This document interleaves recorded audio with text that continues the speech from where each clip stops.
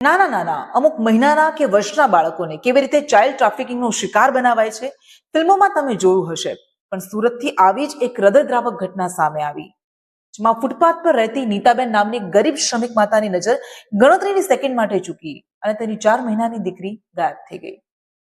રડતી આંખે માતા અઠવાલાઇન્સ પોલીસ સ્ટેશન પહોંચી, પણ પોલીસ સામે પડકાર હતો કે બાળકીને શોધે કેવી રીતે, કારણ કે ન પોલીસ પાસે બાળકીનો કોઈ ફોટો હતો કે ન આરોપીની કોઈ ઓળખ. પણ સુરત પોલીસે પ્રશંસનીય કામગીરી કરી. ઓપરેશન માસૂમ ચલાવ્યું, કારણ કે સવાલ એક માસૂમનો હતો, એની જિંદગીનો હતો. સુરત પોલીસ કમિશનર અનુપમસિંહ ગેહલોતની સૂચનાથી 150 જવાનોની ટીમ મેદાને ઉતરી. 1500 સીસીટીવી કેમેરા ખંગોળ્યા અને સામે અપહરણ કરનાર મહિલા પણ ચાલાક હતી. પોલીસને થાપ આપવા માટે તેને 3 વખત રિક્ષા બદલી.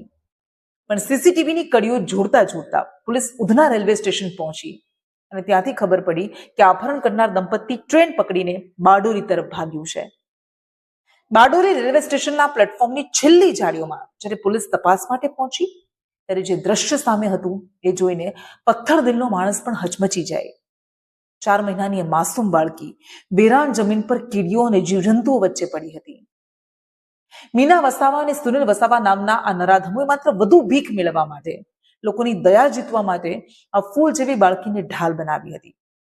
પણ પોલીસે એ બાળકીને શોધીને માતાને સોંપી. 24 કલાક બાદ જ્યારે આ બાળકી તેની માતાના ખોળામાં પરત ફરી, ત્યારે ગરીબ માની આંખમાં હરખના આંસુ હતા. તે પોલીસનો આભાર માનતા થાકતી નથી. પણ અહીં એક કડવી વાસ્તવિકતા એ છે કે ભીખ માંગતી ટોળકીઓ, જો કે આ પહેલા પણ આવું થઈ ચૂક્યું છે, બાળકોના અપહરણ સુધી પહોંચી ગઈ છે, પણ આ બધા વચ્ચે સતર્ક રહેવું બહુ જરૂરી છે, કારણ કે એક ક્ષણ માટે નજર ચૂકી અને તમે તમારા બાળકની શોધતા થઈ જશો. દરેક વખતે નસીબ સાથ નથી આપતો અને દરેક માતાની કિસ્મતમાં પોલીસનો આવો સાથ નથી હોતો. નમસ્કાર.